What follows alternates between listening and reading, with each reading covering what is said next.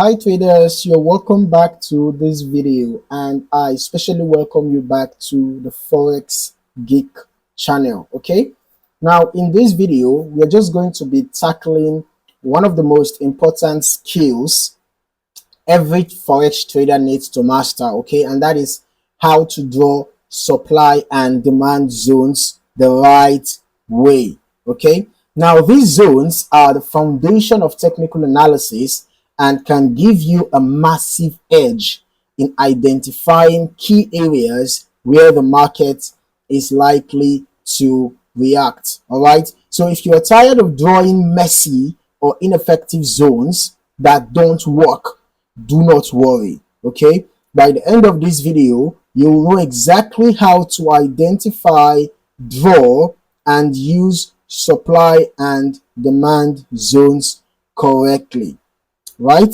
So before we dive in, make sure to smash that like button, subscribe to the channel, and hit the notification bell so you never miss another trading tutorial. Now, what are supply and demand zones? Okay, we're just going to be starting with the basics, right? Supply and demand zones, or rather, let's start with supply zones. So supply zones represent areas where sellers overwhelm buyers, all right? So those are areas where you're going to find multiple rejections from the upside, or at least two rejections from the upside. For example, here we can see that we have a supply zone around here, a clear supply zone, because we can see how the sellers outperformed the buyers, right? Overshadowed the buyers around those zones, pushing the price lower. Okay, so we're just going to find another one real quick. So we can see that we had another supply zone around here, right? This is a zone. You can see price got rejected, rejected again, right? So we can see that even how around here we got a supply zone, right? Can you see that? You can see that we have a supply zone around here, all right, showing multiple rejections, okay, from sellers. Now on the flip side, demand zones are areas where buyers took control, okay, and as a result of taking control, it caused the price to go higher. So the buyers pushed the prices higher. All right, so we're just going to find an example. So around here, you can see that we have a demand zone. Okay, you can see that we have a demand zone here where the buyers took control, pushing the price higher. Now, these zones are like battlefields between bulls and bears. All right, and identifying them correctly gives you a powerful tool to anticipate market moves. But here's the thing, just marking random levels is not enough. Okay, you need to learn how to draw these zones the right way, focusing on accuracy and relevance. So let us just dive into the process. Okay, now if you want, if you want to draw your supply and demand zones, the first step is to look for strong price movements. Okay, now we can see that we had a strong price movement around here, right? The reason is that supply and demand zones are usually formed after a sharp move away from a specific price level. All right, now these are the areas where market participants showed aggressive buying or selling. All right, so now once you have identified a sharp move, once you have successfully identified that, the next thing is to mark the base of the move for a supply zone.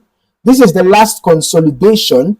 All right, for example, you can see that we had a supply zone around here. So for supply zone, this is the last consolidation or small range before the price dropped significantly. All right, like what we had around here.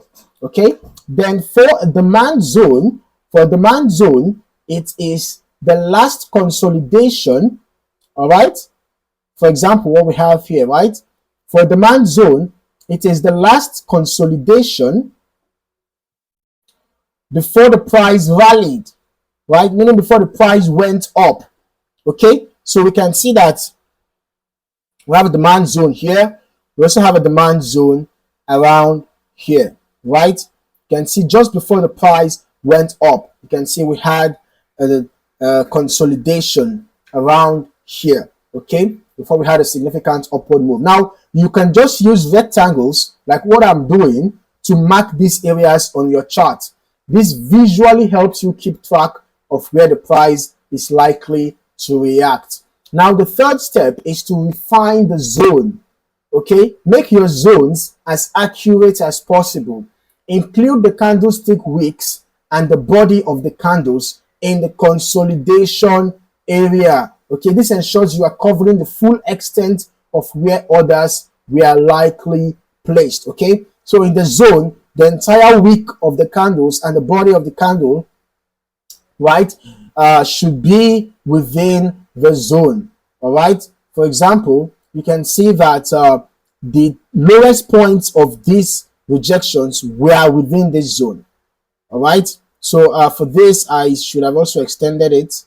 All right, the lowest points of these rejections should actually be within the zone. All right, that is for a demand zone. Then for a supply zone, the highest points, like what we can see here, the highest points should be within the zone. All right, now let us talk about some common mistakes that traders make when drawing supply and demand zones.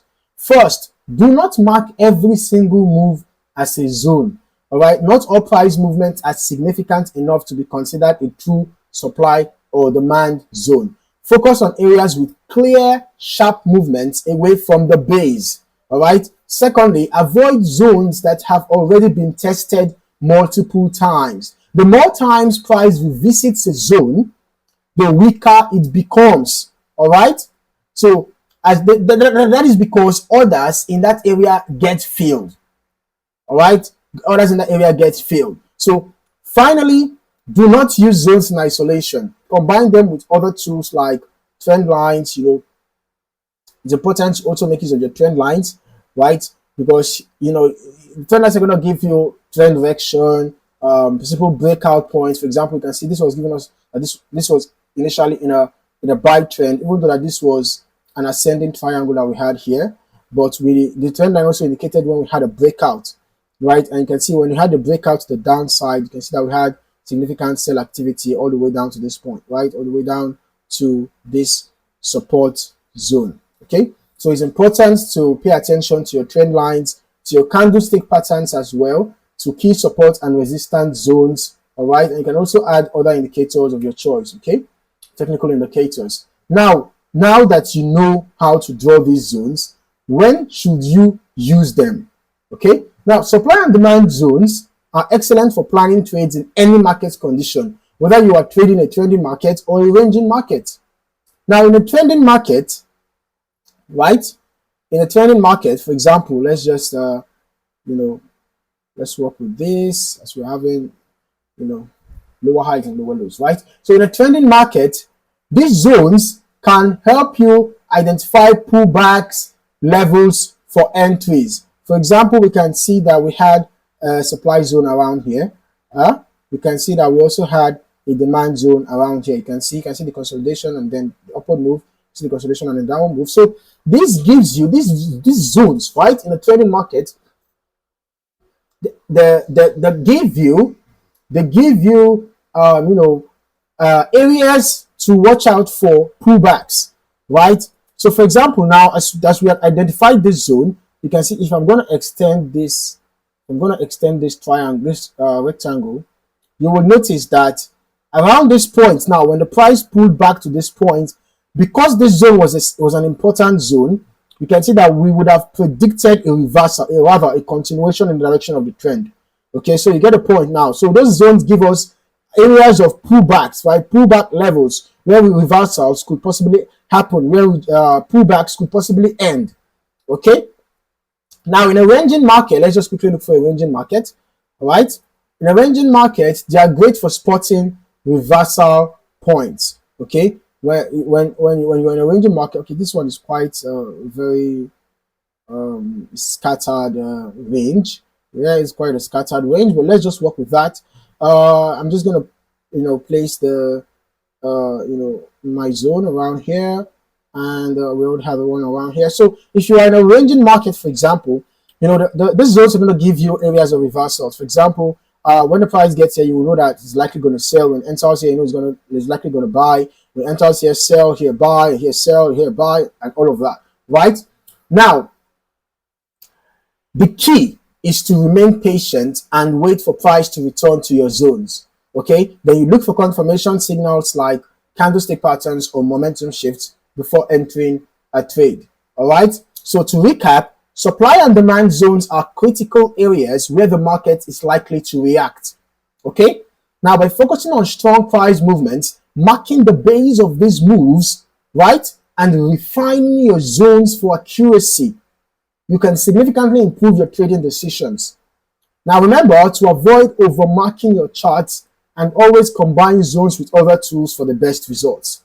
If you found this video helpful, don't forget to click the like button. It really helps the channel to grow. Subscribe and hit the notification bell to stay updated with all our future trading tutorials. And hey, let me know in the comments below, how do you use supply and demand zones in your trading? Okay, I'd love to hear your thoughts and answer your questions. In the meantime, thank you for watching, and I hope to see you in the next video.